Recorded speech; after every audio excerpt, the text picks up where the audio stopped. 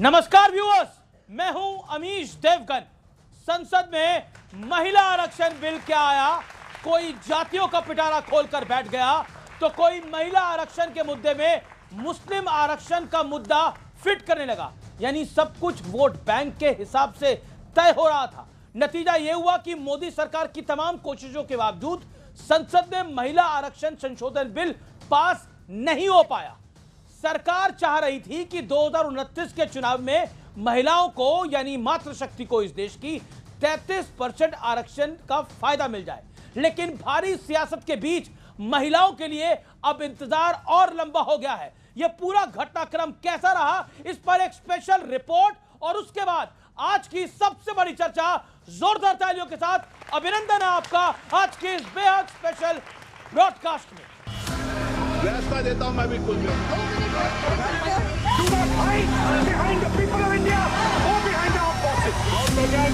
नहीं देता।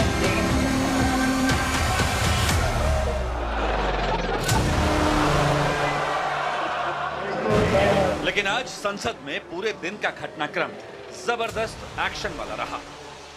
ये जो विरोध है वो इम्प्लीमेंटेशन का नहीं है, ये विरोध केवल और केवल महिला आरक्षण का ही विरोध है। विपक्ष की तरफ से सरकार पर लगातार हमले हुए तो सरकार ने भी चुन चुन कर विपक्ष के हर आरोप पर हमला किया। 2023 में जब नारी शक्ति वंदन अधिनियम बिल पास हुआ था, एक साथ होकर इस बिल को हम लोगों ने पास कराया था। संशोधन लाया जा रहा है, तो आखिरकार सरकार क्या चाहती है? जब देखो लोगों को बहलाना फुसलाना, जब देखो जो है वो झूठी बातें चलाना।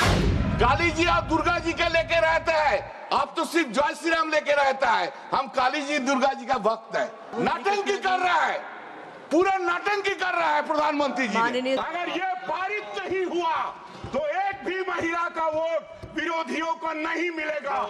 ये मेरी बात ऑन रिकॉर्ड रखिएगा। महिलाओं का आरक्षण मिलना चाहिए।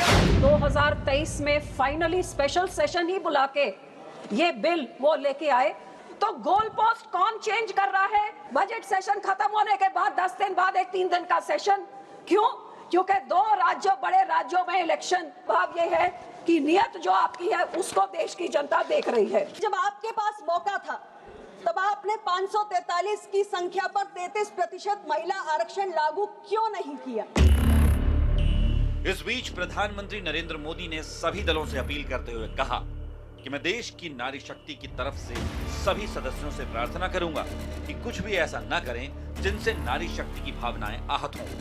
देश की करोड़ों महिलाओं की दृष्टि हम सभी पर है, हमारी नीयत पर है, हमारे निर्णय पर है। कृपा करके नारी शक्ति वंदन अधिनियम में संशोधन का साथ दें।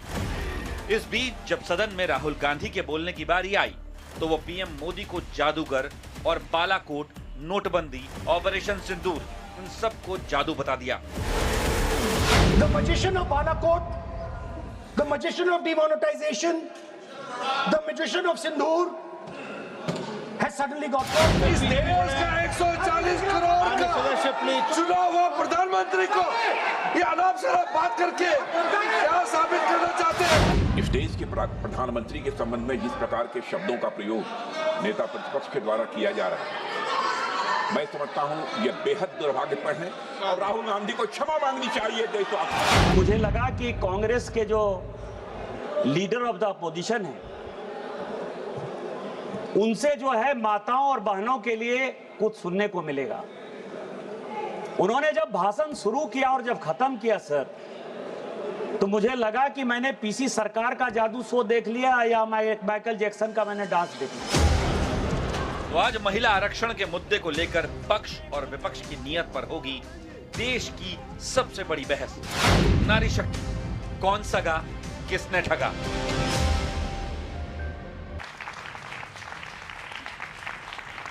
तो जोरदार तालियों के साथ अभिनंदन है आपका।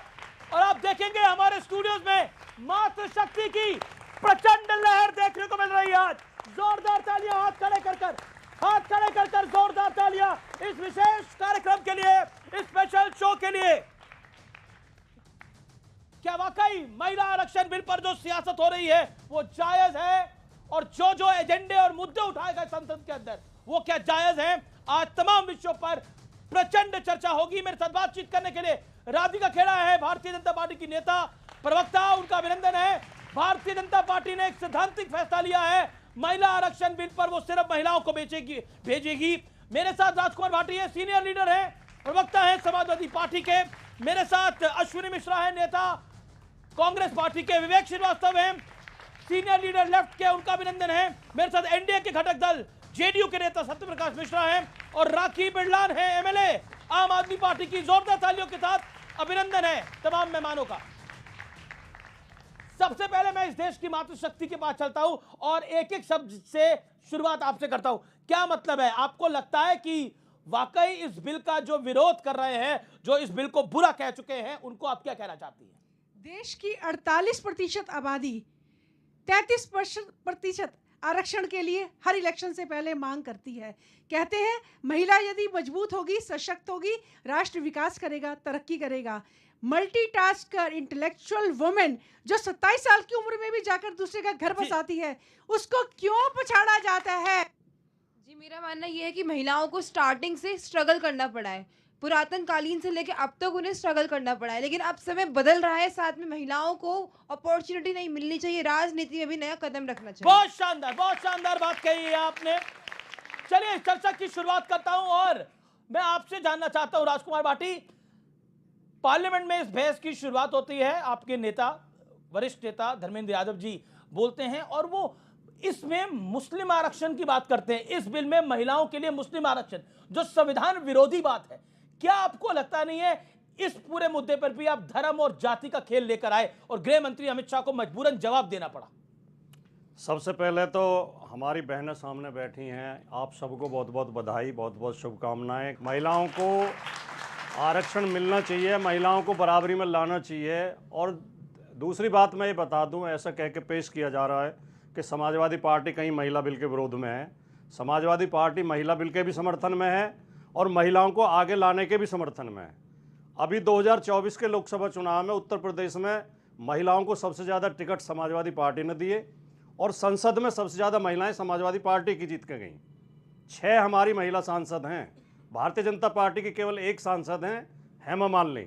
उन्हें भी ये कह सकते हैं कि वो अपने दम पे हैं, क्योंकि वो एक प्रतिभाशाली कलाकार हैं। अगली बात, हम महिलाओं को आरक्षण, अगर हम ईमानदारी से सोचें, दिल से, राजनीति से ऊपर उठ के, हम महिलाओं को आरक्षण क्यों देना चाहते हैं? यह आरक्षण की व्यवस्था क्यों की गई है? सामाजिक न्याय के लिए, उन वर्गों के लिए जो अपने बल पे बराबरी में नहीं आ सकते, जो पीछे रह गए हैं शिक्षा में ऐतिहासिक कारणों से। तो महिलाएं भी इसका पात्र हैं, लेकिन दलित और पिछड़े अल्पसंख्यक भी इसके पात्र हैं, क्योंकि उनके साथ भी सदियों तक भेदभाव हुआ है, उन्हें भी दबाया गया है, उनके भी हक मारे गए हैं।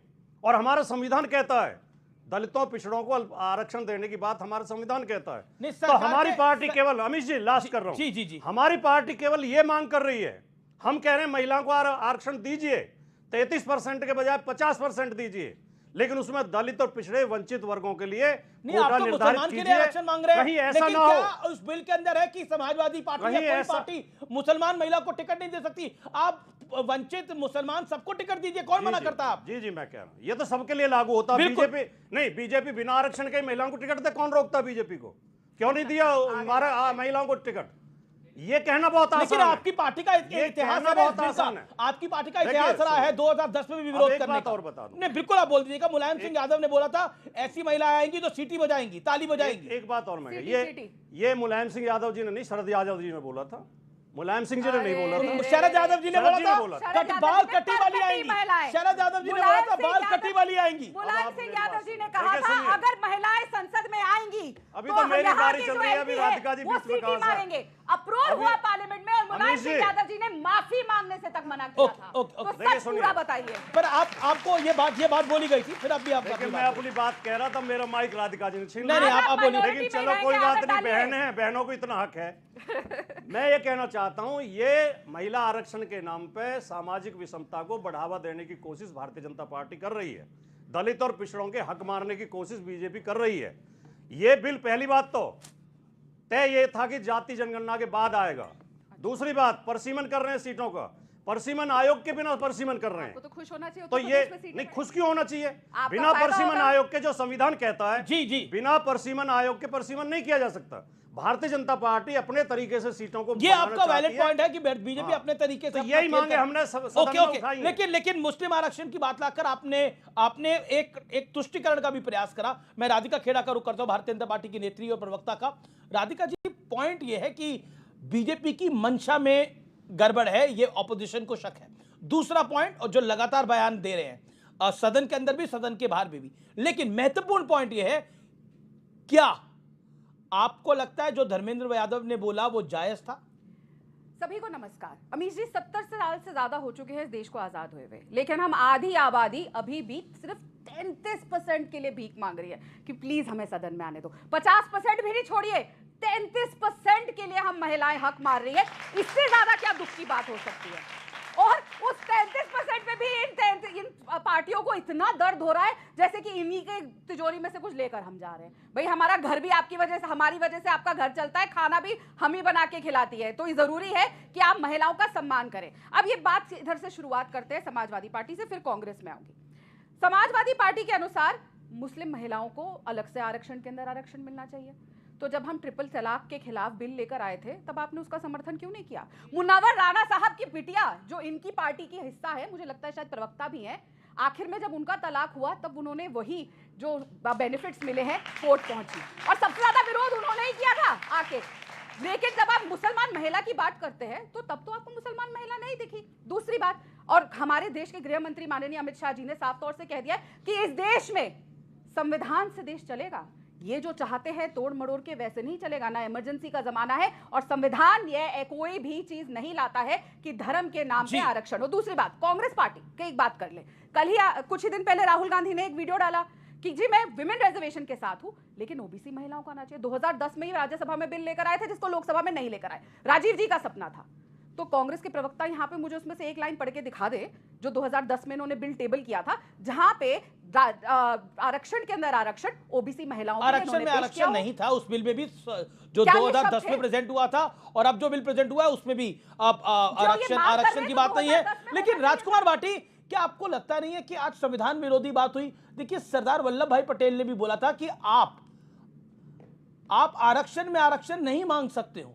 सरदार साहब ने बोला, जब पाकिस्तान बन गया, बोला कि हमने जब कौम के आधार पे पाकिस्तान दे दिया, अब आप अलग से आरक्षण मत मांगिए, इसको यहीं दब दे दीजिए मामले को, अब मुख्य धारा में जुड़िए, देश के साथ काम करिए। सरदार वल्लभ भाई पटेल ने भी बात को बोला था। तो क्यों सदन के अंदर शुरुआत से ही इस पूरे मामले को डाइवर्ट करने का प्रयास हुआ?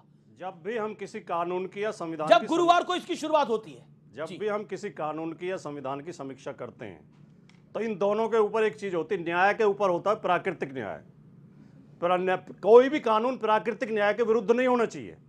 संविधान में भी जो संशोधन किए गए प्राकृतिक न्याय के लिए किए गए हैं, उसकी जरूरत देखनी चाहिए, सर्वेक्षण कराना चाहिए। जिन जिन वर्गों को 78 साल के आजादी के बाद भी जिन्हें न्याय नहीं मिला है, जिन्हें प्रतिनिधित्व नहीं मिला है, उन्हें प्रतिनिधित्व देना हमारी जिम्मेदारी बनती है, इस देश की जिम्मेदारी बनती है, सरकारों की जिम्मेदारी बनती है। तो मुसलमानों को आरक्षण दे देंगे इसके अंदर? भारतीय जनता पार्टी 15% धर्म के आधार पे आरक्षण दे सकते हैं क्या? किसी भी आधार पे दिया जा सकता है। धर्म के आधार पे नहीं दिया जा सकता, किसी भी आधार पे दिया जा सकता है। इजाजत नहीं देता। ये आपका अम्बेडकर साहब ने कहा था सर, ये आपका कानून है। संविधान ये इजाजत देता है। संविधान में 1991 तक ओबीसी के लिए भी आरक्षण नहीं था। वीपी सिंह की सरकार ने 1991 में आधार पे आरक्षण दिया। आप कह सकते थे कि है नहीं तो क्यों दे रहे हो? ओके, मैं बिल्कुल शुरू की जाती हैं। जी 40 सेकंड 30 सेकंड कि वो लोग जिनको रिप्रेजेंटेशन नहीं मिली है, जो पिछड़े हैं, उनको आरक्षण मिलना चाहिए। देश की महिलाएं 21वीं सदी में 2014 से पहले, आप सबको पता है ना कि छोटे शहरों में अभी भी बाहर बाथरूम करने जाती थी, घर में पानी नहीं आता था, पानी भरने भी महिला जाती थी, कोई आदमी नहीं जाता था। तो आज सबसे ज्यादा शोषित कौन थी? हम महिलाएं, जिनको डिब्बा लेके जाना पड़ता था बाथरूम के लिए, पानी भरने के लिए। घर पे तो छोड़िए, जब अपना हिस्सा मांगती थी पिता से तो कहा जाता था हिस्सा सिर्फ बेटे के लिए होगा। लेकिन माननीय प्रधानमंत्री श्री नरेंद्र मोदी जी ने सबसे पहले क्या किया? देश की बेटी महिला को सशक्त किया, टॉयलेट बनाने का काम किया, घर घर में पानी पहुंचाने का काम किया, ताकि महिला को बाहर ना जाना पड़े। उसके ऊपर जो घर देने का काम किया, पीएम आवास योजना के तहत मालिकाना हक, घर की महिला को मिला। हमने पहले महिला को सशक्त किया, फिर उसके लिए हमें ऐसा हिस्टोरिकल बिल लेकर आए जिसके ये लगातार खिलाफ है सदियों से। और मैं फिर बोलती हूं, इस देश का दुर्भाग्य है कि जो कांग्रेस पार्टी कहती है 60 साल जिन्होंने देश लाया, कि हमने इस देश को सबसे मजबूत प्रधानमंत्री दी, महिला प्रधानमंत्री दी, पहली स्पीकर दी, पहली महिला स्पीकर, पहली महिला प्रेसिडेंट दी, लेकिन आज भी उन्होंने महिलाओं के हाथ में लगातार लॉलीपॉप थमाने का काम किया और कहा तुम्हें आरक्षण नहीं मिलेगा। देखिए, प्रधानमंत्री का बड़ा बयान है, प्रधानमंत्री की बड़ी स्टेटमेंट आई। प्रधानमंत्री ने बोलते हुए कि जो आज विरोध करेंगे उनको लंबे समय तक इसकी कीमत चुकानी होगी। मैं सत्यप्रकाश मिश्रा आपका रुख करता हूं, एक बार महिलाओं को संसद में तो आने दो, उनके काम पर आप भरोसा तो रखो। प्रधानमंत्री मोदी ने बोला, प्रधानमंत्री नरेंद्र मोदी ने जब सदन को संबोधित करा इस मुद्दे के ऊपर, क्या आपको लगता है जिन्होंने विरोध करा है, जिनने ये प्रयास करा है बिल को गिराने का, क्या आपको लगता है कि उनको लंबे समय तक याद किया जाएगा? उनको लंबे समय तक इस लोकतंत्र में सिर्फ याद नहीं किया जाएगा, उनको सत्ता और सदन से बाहर किया जाएगा। इस देश की महिलाओं को, उनके रास्ते को, उनके आगे बढ़ते हुए संभावनाओं को जो भी रोकेगा वो बचेगा नहीं। आज इस देश की आधी आबादी बहुत उम्मीदों से, दिल में एक आश लगाए बैठे उस सदन की ओर देख रही है जहां से 2029 में समय से पहले उसी जनगणना के आधार पर सदन में जाने का रास्ता साफ होगा। यह समाजवादी पार्टी का इतिहास रहा है। मुझे याद है, अमर सिंह सदन में थे, ममता बनर्जी पहुंची, हम बिल फाड़ दिया। क्यों?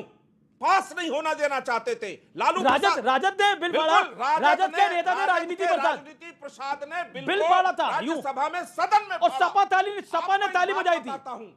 ये नहीं चाहते, ये चाहते महिलाओं को ही आरक्षण ना मिले। अभी वो मुकर गए कि मुलायम सिंह जी ने नहीं कहा था कि सीटी बजाएंगे, मैं तो नकल करके बता दूं कैसे बताया था। एक बार उन्होंने बोला, पता है अगर महिलाएं पहुंच जाएंगी तो लड़के सीटी बजाएंगे, तो लोगों ने कोई रिएक्शन नहीं दिया। फिर कहे हाँ मैं कह रहा हूं लड़के सीटी बजाएंगे। ऐसी सोच वाले लोग जो कह रहे कि 6 महिला भेजा, अरे 34 साल के इतिहास में आपने सिर्फ 3 मुस्लिम महिलाओं को सदन में भेजा, जिसमें अभी इकरा हसन है वहां मौजूद, वो अपने दम पर है, आपके बदौलत नहीं है। महिलाओं को इस देश में आप समझिए, भारत माता जी, गंगा जमुना कावेरी कृष्णा नदियों का नाम महिलाओं पर। मैं आपका रुख करता हूं। देखिए 23 में यह बिल आया, ऑपोजिशन ने साथ दिया। प्रधानमंत्री ने बोला कि 24 में किसी को फायदा भी नहीं हुआ, किसी को नुकसान भी नहीं हुआ। अब भी अगर साथ आ जाते तो क्या जाता, क्या चले जाता? हम इस बिल के खिलाफ हैं, ये गलत है। और मुस्लिम महिलाओं का आरक्षण मिलना चाहिए बिल में। पूरा बोलने दीजिए। महिलाओं के आरक्षण के फेवर में है, लेकिन जिस तरीके से, जिस फॉर्मेट में आप बिल को ला रहे हैं, कोई गरीब घर की महिला, दलित महिला, कोई महिला जो लोअर मिडिल क्लास की होगी नहीं आएगी। आपने मुलायम सिंह को कोट कर दिया, किस कॉन्टेक्स्ट में मुलायम सिंह? बड़ी खराब नकल। किसी भी कॉन्टेक्स्ट में बोला हो, क्या किस कॉन्टेक्स्ट में कहा? क्या महिला को देख के सीटी बजाएंगे? बॉलीवुड की फिल्मी हस्तियों को लाना सिर्फ इसलिए कि वो पॉपुलर है, सिर्फ इसलिए कि वो पॉपुलर है। जय बच्चन, जय बच्चन, जय बच्चन, जय बच्चन, क्या बोला आपने? जय बच्चन एज अ प्रिंसिपल मैं बात कर रहा हूं। ये क्या principle? What is this principle? क्या प्रिंसिपल है? प्रिंसिपल इज आरक्षण आप लाए। नहीं, दिस इज नहीं, लेट मी स्पीक। आप हमारे प्रिंसिपल को सुनना नहीं चाहते। नहीं, मैं आपके प्रिंसिपल को सुन रहा हूं, लेकिन आपकी बात गलत है। बिल बहुत अच्छा है, बिल अच्छा नहीं है। आपको बिल बुरा लगेगा। आपको कोई महिला एक्ट्रेस अगर सांसद बन जाती है वो भी बुरा लग रहा है, इसमें कोई क्या कर सकता है? आप माता जी कुछ कहना चाहती है, इन्हें क्या सलाह दे? खड़े होकर। स्मृति ईरानी को निकाल दिया गया है हमारे जो वो तो हार गई चुनाव ना स्मृति ईरानी जी तो। जी आप कुछ कहना चाहती है इनको, विवेक जी को? मैं आज के युग में महिला ने कोई क्षेत्र नहीं छोड़ा है, रफेल महिला उड़ा रही है इस एजुकेशन के अंदर। और आप मुस्लिम महिलाओं की बात करते हैं, मुस्लिम महिलाएं स्ट्रगल नहीं, मैं गरीब की बात कर रही हूँ। नूह की बेटी सुनो पहले, नूह की बेटी एजुकेशन के अंदर, साइंटिफिक एजुकेशन के अंदर उसका एडमिशन हुआ है। उनके नंबर देखिए बच्चियों की, अपने अब्बा का विरोध सहकर अपनी माँ के समर्थन से वो आगे बढ़ती है। आप हमें क्या कहते, आरक्षण छोड़िए, आप तो हमें अपना हक भी नहीं दे सकते। कमाल, आपने कितनी बड़ी बात बोली, आपने कितनी बड़ी बात बोली। आप माता जी कुछ कहना चाहती हैं? आप बिल्कुल, आप बोलिएगा। क्या मैं इनसे ये पूछना चाहती हूँ कि आप कह रहे हो कि फिल्मी हस्तियां, क्या फिल्मी हस्तियां औरतें नहीं हैं? औरतें नहीं हैं, औरतें नहीं हैं वो। आप औरतों को नीचा क्यों दिखाते हो? क्यों नीचा दिखाते हो आप औरतों को? गलत उलझ गए आज आप। क्यों नीचा दिखाते हो आप औरतों को? हम सारा घर संभालते हैं, बाहर नौकरी करते हैं, घर के बच्चों को संभालते हैं। आप एक काम करते हो, आप एक काम करते हो और घर आके औरत पे रोब झाड़ते हो, हैं? और हम सारा काम करते हैं। आपको बड़ा गुस्सा आ रहा है इनके ऊपर? बिल्कुल आ रहा है। जो पार्टी विरोध कर रही है, मेरा उस पर गुस्सा आ रहा है। गुस्सा आ रहा है? गुस्सा आ रहा है बिल्कुल। जो पार्टी हमारा विरोध करेगी उसको हम बख्शेंगे नहीं। मोदी ने सही काम किया है? गलत? मोदी ने बिल्कुल सही काम किया, मोदी ने बिल्कुल सही काम किया। Okay okay okay okay okay. देखिए आज आप फंस गए विवेक भाई, आप बड़ी कंट्रोवर्शियल बात बोल रहे हैं। पहली बात तो ये है कि आपके घर में भी आपकी बेटी बहन माँ सब हैं, तो आप क्यों नहीं चाहते कि वो आगे बढ़े? हम घर से लेके पॉलिटिक्स तक संभालते हैं, तो इस आरक्षण पर रोक किस लिए? आपसे यही रिक्वेस्ट है कि आप यहीं स्टॉप करें। एक सेकेंड, एक बड़ा इंपॉर्टेंट पॉइंट है इस डिस्कशन में, बड़ा इंपॉर्टेंट मोड है। प्राइम मिनिस्टर ने सदन के अंदर बोला कि इससे विपक्ष का तो कोई फायदा नहीं होगा इस बिल पे जो आप काम कर रहे हैं, लेकिन इससे मेरा फायदा जरूर हो जाएगा जब आप इतना विरोध उसका करते हुए दिखाई दे रहे हैं। कैसे देश का फायदा हो रहा है? ला करके ये महिला देश का नुकसान चाहती है। सुन ले अब मेरे पॉइंट को सुने ना, मेरे पॉइंट को सुन ले 10 सेकंड। ये बिल गलत क्यों है? जया बच्चन क्या है? आप सुनिए सर, ना मैं यही रुकूंगा। एक एग्जांपल ना दे, ना एक एग्जांपल ना दे। नहीं एक सेकंड। जया बच्चन एक्ट्रेस नहीं है क्या? जया बच्चन एक्ट्रेस के साथ साथ बहुत ज्यादा पढ़ी लिखी भी हैं। कंगना रनावत ने कितनी पढ़ाई करी है? स्मृति ईरानी ने कितनी पढ़ाई करी है? ये तो बताइए किस आधार पे उन्हें टिकट मिला? क्योंकि वो एक्ट्रेस है।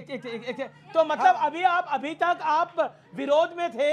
आपको देखिए सर, सुनिए एक सेकंड, अब इनका भी बारी है और राखी बिरलान जी की भी बारी है।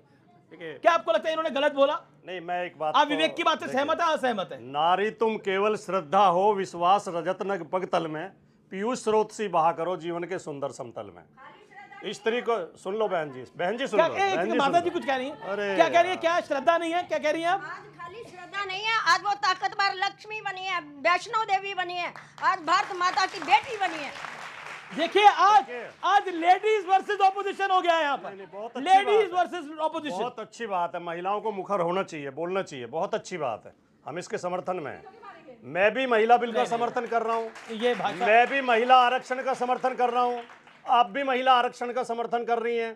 फर्क केवल एक है कि जब हम दलित पिछड़ा मुस्लिम शब्द बोलते हैं तो आपको गुस्सा क्यों आता है, आपको इतनी नफरत क्यों है? ओके आप जो है जया पिरदा, सुनिए बहन जी, जया बच्चन और जया पिरदा को लेकर तो आप खुश हैं, लेकिन जब माननीय मुलायम सिंह यादव जी ने इन्हें जो हमारी जो हमारी वो थी, अब मैं समझ डिंपल फूलन देवी को संसद में पहुंचाया तो आप सबने विरोध किया। ओके, फूलन देवी को संसद में बनाया। ये मानसिकता। ओके, राधिका खेड़ा, ओके राधिका खेड़ा भी कुछ कहना चाहती है। राधिका खेड़ा, जो यहाँ पर एक स्टेटमेंट दी गई, मैं राखी बिरलान जी आपके पास भी आऊंगा, लेकिन जो स्टेटमेंट दी गई एक्ट्रेस को लेकर, उससे आपके, क्योंकि इसमें मतलब डायरेक्ट टारगेट किया गया फिल्मी हस्तियों को लेकर आ जाते हैं। जया बच्चन पे उनकी बोलती बंद हो गई। जया बच्चन पढ़ी लिखी है, हेमा मालिनी पढ़ी लिखी नहीं है क्या बात करते हैं आप? राधिका खेड़ा को पार्लियामेंट भेजिए, पढ़ी लिखी महिलाएं आती हैं, संघर्ष करती हैं। कंगना रनावत का क्या कंट्रीब्यूशन है? हर जगह से लोग जाने चाहिए। पीटी उषा भी संसद में। मैडम आपको कुछ कहने की जरूरत नहीं है। क्या कंट्रीब्यूशन है इस देश के प्रति? राधिका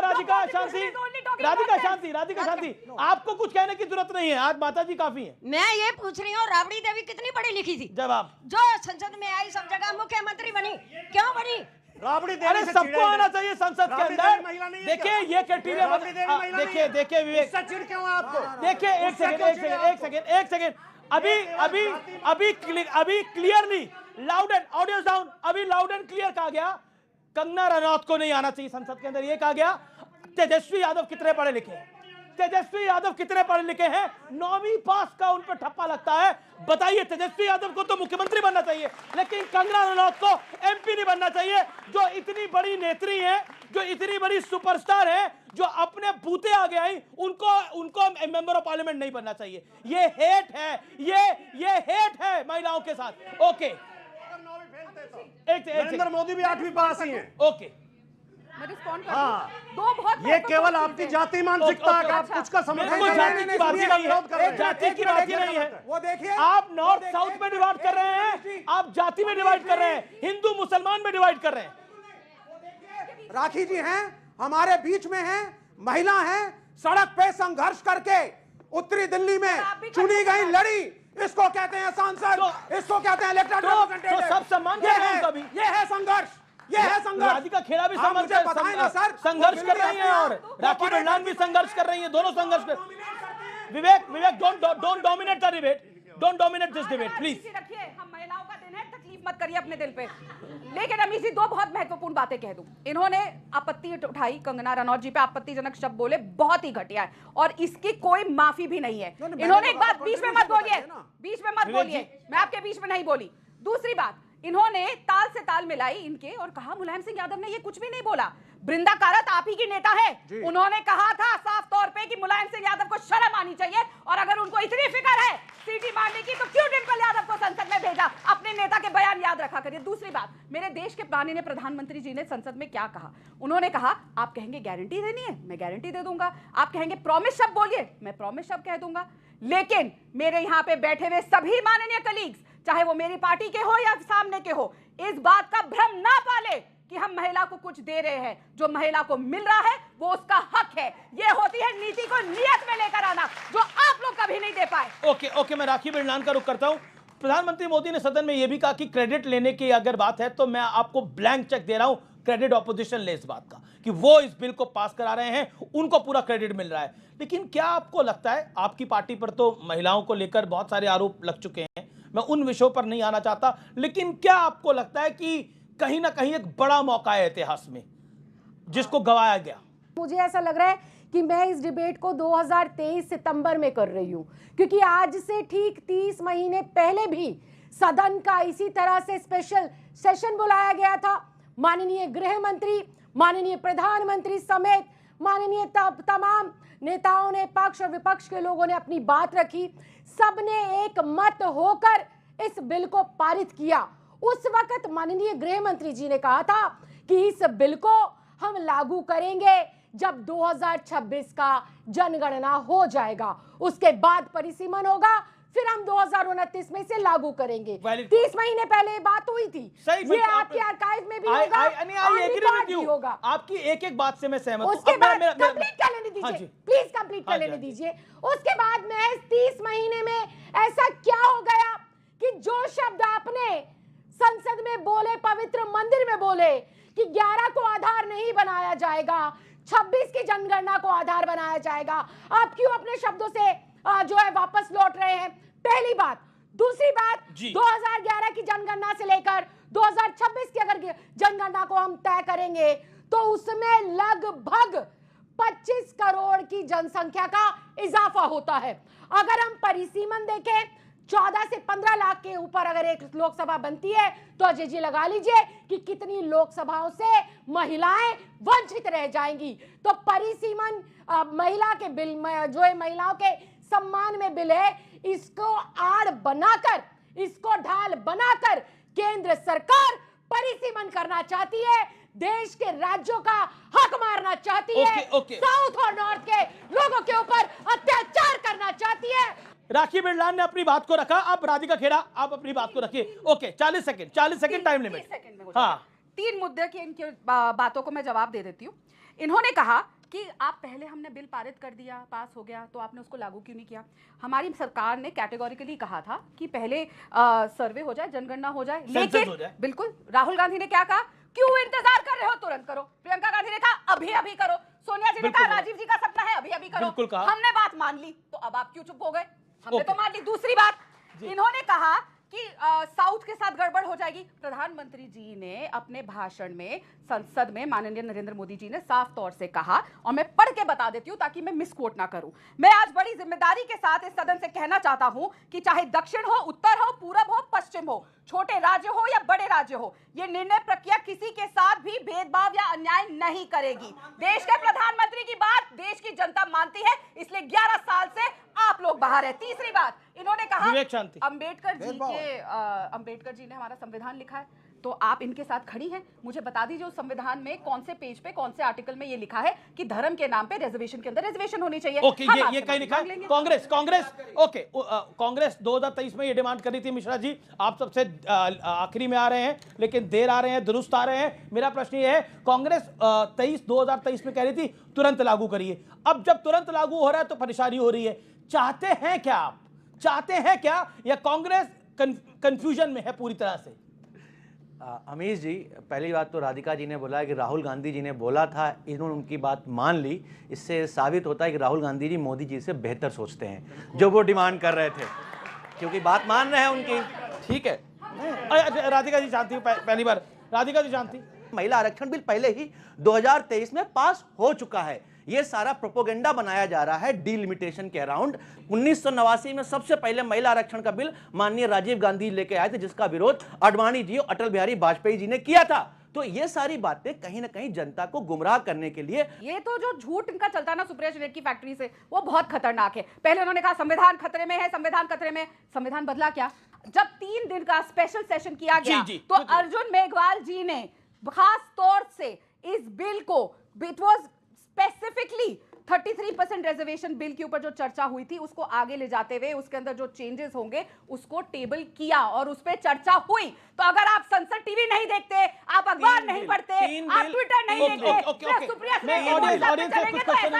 और ऐसे ही बाहर रह जाएंगे। विवेक, एक मुझे समझ नहीं आई, मतलब देश के गृह मंत्री को भी कार्यक्रम, मतलब सदन की शुरुआत में ये बोलना पड़ा कि मतलब आप घर में भी जाति देख रहे हैं, मतलब घर में एक ही जाति के लोग रहेंगे या 2 जातियों के लोग रह रहे हैं, या 3 जातियों के लोग रह रहे हैं, या 2 धर्मों के लोग रह रहे हैं, पॉइंट। और नॉर्थ और साउथ में भी डिवाइड क्रिएट कर रहे हैं, जबकि ऐसा कुछ नहीं है।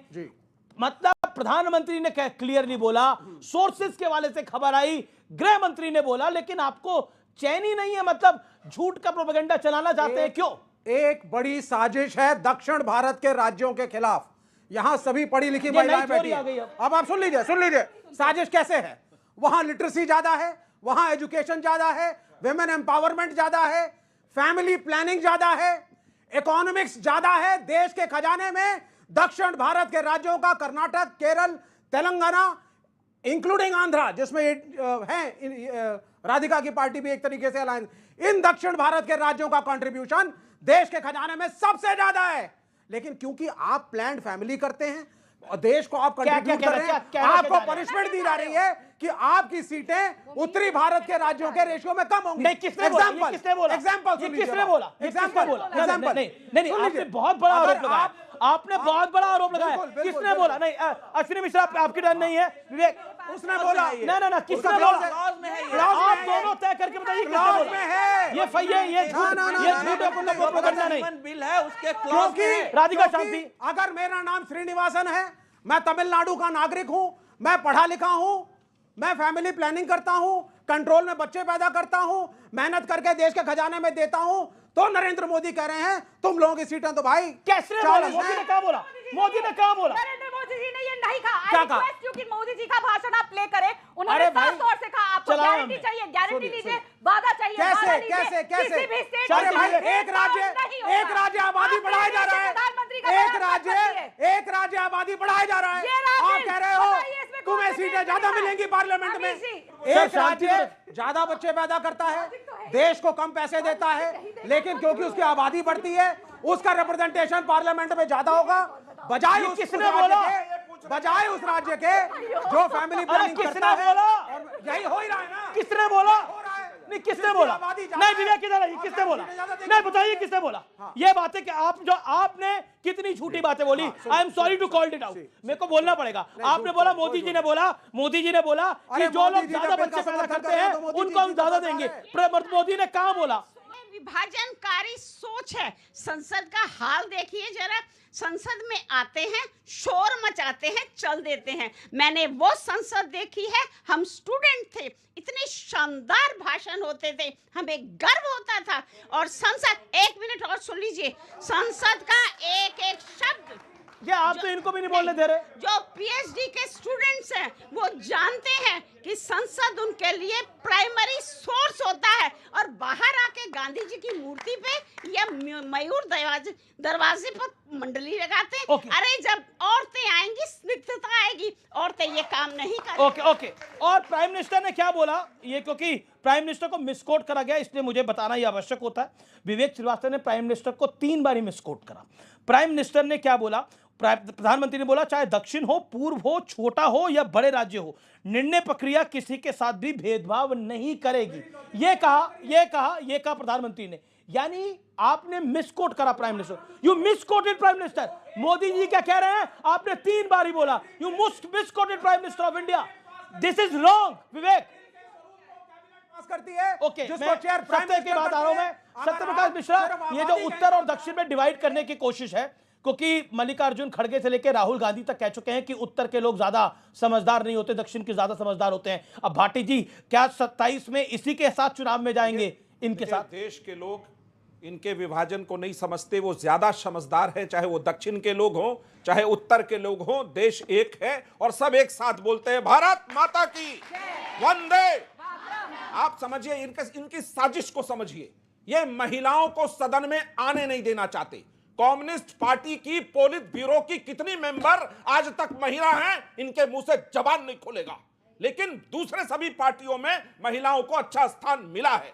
पहली बार देश में केंद्र में डिफेंस मिनिस्टर मोदी जी ने बनाया था निर्मला सीतारमण को। वित्त मंत्री हैं आज निर्मला सीतारमण। पहली बार ऑपरेशन सिंदूर में पहली बार प्राइम मिनिस्टर, इंदिरा गांधी को कांग्रेस ने बनाया था। ये महिलाओं को सशक्त करने वाली सरकार है। ये दक्षिण और उत्तर का राजकुमार भाटी, ये महिलाओं का भेद नहीं करना अपनी ड्यूरेशन को प्रधानमंत्री ने स्पष्ट भाषण है, भाई ले जाओ क्रेडिट। ये भाषण दे सकते हैं, ले लो तुम क्रेडिट, ये लेने को तैयार नहीं। ओके। राजकुमार भाटी जी देखिए अपनी टर्न पे बोलते हैं और राखी बिरलान जी भी अपनी टर्न पे बोलती है, मुझे बहुत अच्छा लगता है।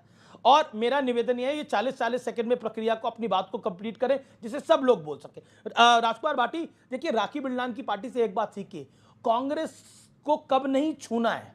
कांग्रेस उत्तर को लेकर जो जो बयान दे रही है 27 में यही बयान योगी आदित्यनाथ, गृह मंत्री अमित शाह, बीजेपी अध्यक्ष नितिन नवीन, देश के प्रधानमंत्री नरेंद्र मोदी कोट करेंगे 27 के चुनावों में और आप उनके साथ खड़े हुए दिखाई देंगे। और ये निपटे अभी दिल्ली में कांग्रेस की वजह से, आप ना निपट जाना यूपी की वजह से। और ये मेरी फ्री की एडवाइस है, हालांकि फ्री की एडवाइस नहीं देनी चाहिए लेकिन एडवाइस है, फिर भी आप हमारे मित्र हैं। देखिए कांग्रेस क्या कह रही है और हम क्या कह रहे हैं, ये सब जनभावनाओं का आदर कर रहे हैं। जनभावनाओं का आदर सबको करना चाहिए। क्या आपको लगता है उत्तर के लोग कम पढ़े लिखे हैं? ना तो विवेक जी के कहने से सीटें क्या उत्तर के लोग कम पढ़े लिखे हैं भाटी जी? नहीं, मैं ये नहीं कह रहा। विवेक जी के कहने से ना तो सीटें घटे बढ़ेंगी, ना मोदी जी के कहने से सीटें घटे बढ़ेंगी। जो आपने कहा नियम से घटे बढ़ेंगे, बिल्कुल परसीमन में नियम है कि जनसंख्या के अनुपात में सीटें बनेंगी। लोकसभा में 850 सीटें होनी है 543 से बढ़ा के, तो निश्चित तौर पे जब जनसंख्या के आधार पर होंगी तो दक्षिण की सीटें घटेंगी। कैसे, किसने बोला?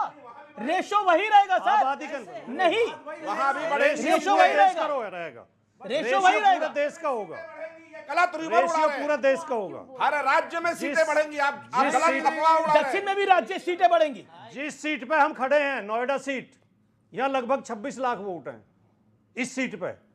3 लाख, अगर जो 10-10 लाख की लोकसभाएं बनेंगी तो यहाँ 3 लोकसभा सीट हो जाएंगी। और वहां दक्षिण में 10-10 लाख की सीट है, वो एक ही रह जाएगी। ये आपको लग रहा है? आप थोड़ी नियम तय कर रहे हैं, नियम तो तय करेगी एजेंसियां।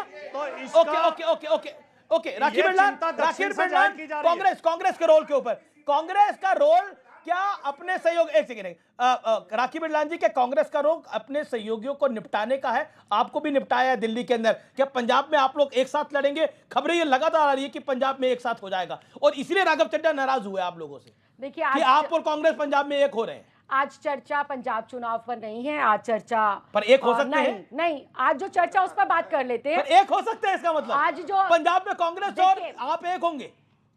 मैं बोलूं? बिल्कुल मैडम। भाटी जी ने अभी एक बहुत अच्छी बात कही और आप ही के सवाल का वो जवाब दे रहे थे, उसको मैं आगे बढ़ाऊंगी। मैं किसी के व्यक्तिगत पॉलिटिकल एक्सपीरियंस को ज़्यादा नहीं जानती। मैं अपने बारे में बता दूं कि मैं दिल्ली विधानसभा की 2 टर्म में लगातार डिप्टी स्पीकर रही। ठीक, चर्चा यहाँ पर परिसीमन की हो रही है कि परिसीमन आंकड़ों के बिहाफ पर होगा और आंकड़े कौन तय करेगा? निश्चित तौर पर सरकारी कर्मचारी जो उसके लिए चुने जाएंगे, जो उसके लिए तय होंगे, क्योंकि हमारे सामने यहाँ स्टूडेंट्स बैठे हैं। तो मुझे लगता है हमारी चर्चा इतने सिलसिलेवार तरीके से और आंकड़ों पर आधारित होनी चाहिए कि स्टूडेंट्स जब अपने घर जाएं तो ये हमारी चर्चा को रिपीट करें, सुने, समझे, ना कि शोर शराबे की भली और सोचे कि हम कहाँ टाइम वेस्ट करने आ गए। राइट? तो एक आयोग बनता है, आयोग ये तय करता है कि कहां पर जाकर हमारी कितने आंकड़े होंगे, कहां पर कितनी जनसंख्या है, उस हिसाब से किस लोकसभा सीट को हम दलित के लिए रिजर्व करेंगे, कहां हम महिला के लिए करेंगे, कहां हम ओबीसी के लिए करेंगे। क्या ऐसा कोई आयोग बना? क्या ऐसा कोई देखिए प्लीज बीच में ना बोले प्लीज। नहीं, एक मिनट रुके। पहले महिला आरक्षण विधेयक, पहले महिला, अरे ऑपोजिशन वाले कह रहे हैं आप बड़े दुख में हैं। ऑपोजिशन वाले कह रहे हैं कि आप बड़े दुख में हैं, आपका मुख्यमंत्री चला गया है। के जनगणना पे आधार पे होना था, वो जनगणना पूरा नहीं हुआ तो उसमें अमेंडमेंट करके ये क्या कह रहे हैं? ये क्या कह रहे हैं? ऐसा रास्ता सीएम भी छीन लिया इनका, ऐसा रास्ता प्रोसेस किया इनका, सीएम भी छीन लिया। आप कह रहे थे बाहर ये दुख में है बहुत। हाँ नहीं, दुखी तो है, वो दिखाई भी दे रहा है।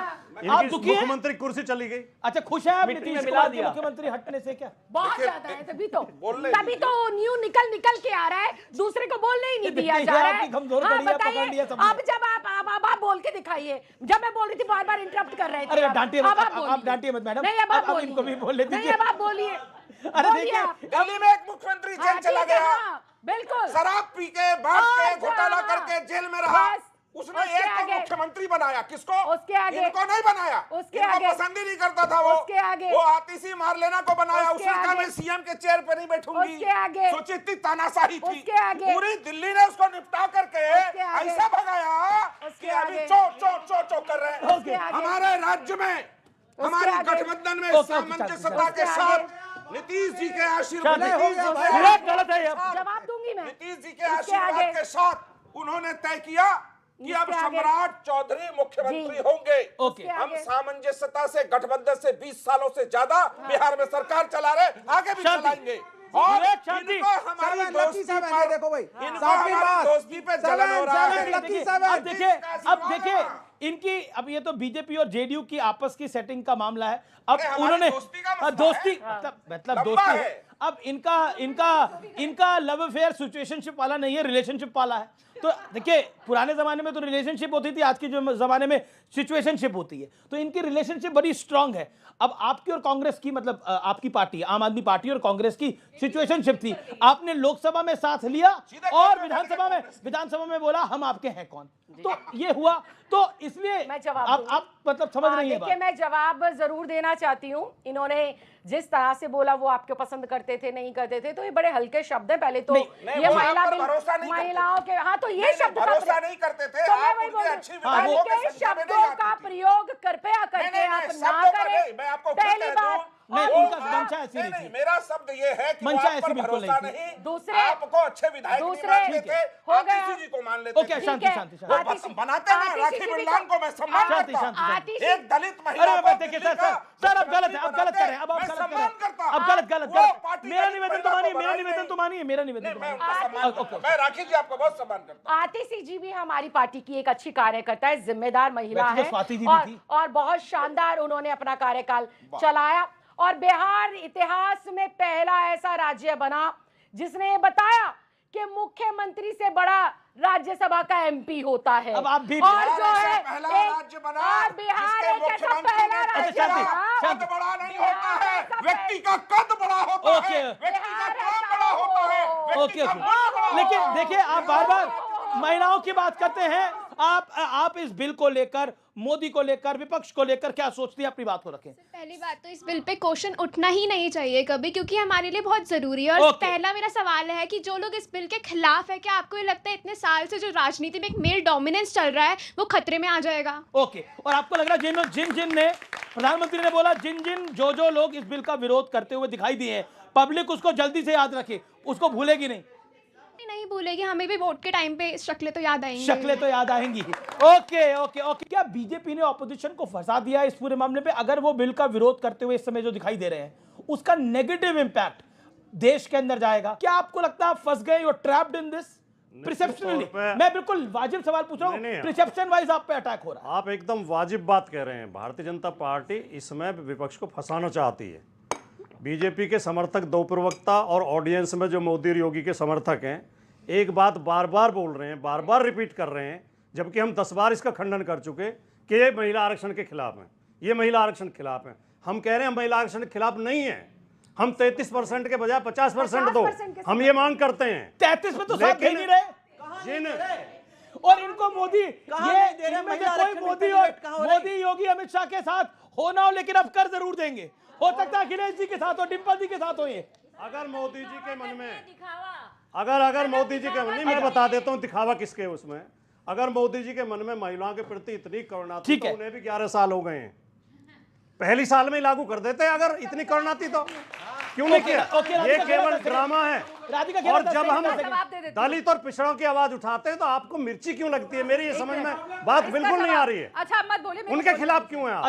इसका जवाब मैं दे देती हूँ। उन्होंने कहा कि आप 11 साल क्यों बैठे रहे। सबसे पहला हमारा काम था इस देश की महिला को सशक्त करना। जैसे मैंने कहा, घर में टॉयलेट हो, घर में पीने का पानी हो, महिला को बाहर ना जाना पड़े, घर का मालिकाना हक उसके पास हो, ड्रोन दीदी योजना हो, अलग अलग तरीके से महिलाओं को आगे बढ़ाना, उनके काम में उनको मदद करना, अलग अलग फैसिलिटीज लाके देना। पहले हमने ये काम किया कि महिला सशक्त हो, उसके बाद उसको पॉलिटिकली सशक्त किया जाए। अगर महिला अपना पूरा समय टॉयलेट जाने के लिए डिब्बा लेके जगह कोना ढूंढेगी, अगर पानी भरने के लिए जाती रहेगी, मालिकाना हक उसका नहीं होगा, वो अपने पैरों पे खुद खड़ी नहीं होगी, तो वो पॉलिटिकली कैसे रिप्रेजेंटेशन देगी? हमने पहले महिला को सशक्त किया, जिसको आपने कभी नहीं होने दिया। तो फिलहाल आज के इस एडिशन में इतना ही। आपका बहुत बहुत धन्यवाद, बहुत बहुत आभार, आप इस कार्यक्रम में जुड़े। लेकिन ये बिल पास नहीं हो पाया, इसकी कसक जरूर रहेगी, लेकिन मोदी ने भसक प्रयास किया इस बिल को पास कराने का, लेकिन कांग्रेस, सपा सब एक साथ आ गए तो ये बिल गिर गया। लेकिन क्या इसके मायने हैं? इसके बाद देश की राजनीति क्या बदलेगी? क्या बंगाल और तमिलनाडु में इसका नुकसान होगा? इसकी हम पूरी चर्चा करेंगे आने वाले दिनों में। तो बहुत बहुत धन्यवाद। लेकिन अफसोस रहा, इस बिल को विपक्ष ने गिरा दिया।